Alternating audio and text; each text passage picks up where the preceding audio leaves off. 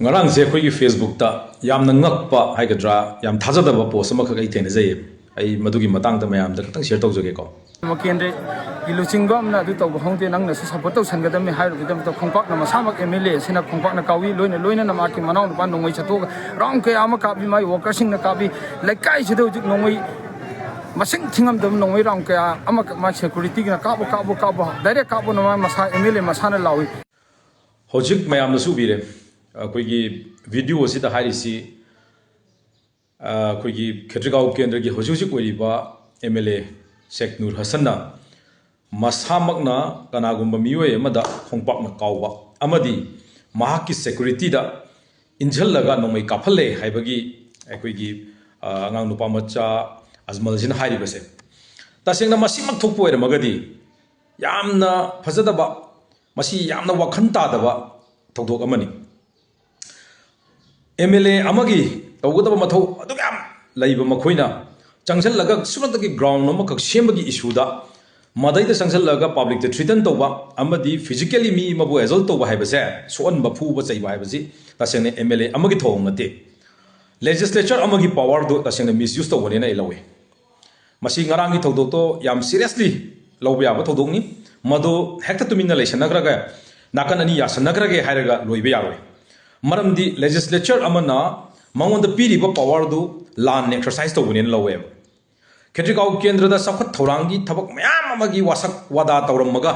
ngasi ground ma khak sembagi issue da akhoi gi public the threaten tawba amadi akhoi gi kari haitare mahaki security da injal laga asugumba tawhaidaba thaba ingang tawhon ba haibase tasengna legislature haibasidi mangonda piriba security power masidi public ki safeguard ki neba public ku ngak thokna baneba adugi mohutta public to onjal laga sumaina threaten tawba public की place तस मायना अकोई की नोंगई round क्या कापसिटी तसेना मसिगी एक्सिडी अकोई पामदे मसिदी तसेना आई condemn तवे मदि मक्ति आई तोहनिंग दे अदुना खेट्रिगाव केंद्र की MLA Sheikh नूर हसन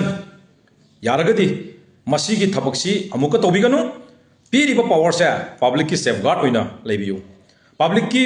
सोथरबा खेट्रिगाव केंद्र जी की साखत थौरांगी मक्तने हाइदना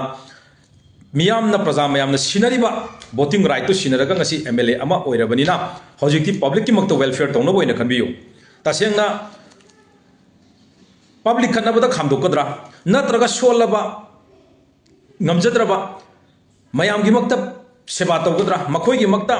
aikoi gi ngakthuk pigadra hairaga onjalaga public ta sumaina nomai kapan base tawbiganu aduga Facebook ta aina post amasu ai sum atopa post kradagi ubada MLA gi security da अखोगी करी हाइतारे MLA दा attack तौरपगी security ने सुमाइन तौदना नोंगई कापनी हाइदना MLA गी माइकई दगी नत्रगा post खर दै थेंगनै मदुसु आई यानिंगदे मरमदि करिगिनो high मतमदा life threaten तौरप तारगदी नत्रगा मकोइदा mob अमना ओमजल लगा करिगुंबा MLA दा attack तौरेना लौरगदी फरे अदुसु ब्लैंक फायर खर तौरगा याबो पोतो ngarang कापिबा नोंगई मकोंदो अदुगे मते ग्यामी अदुना हाइबदी ओपनली करी ताई हाइबा मतमदा ngarang गिदो इसागी पावर से लान एक्सरसाइज तौबनी हाइबदो ngarangi अखोगी एक्टुना ngarangi मोंगदुना तायब मतुंगदा मसी अमुक तौबिगनो हाइबदुनि ngasi aina miyamda thamjari base thank you very much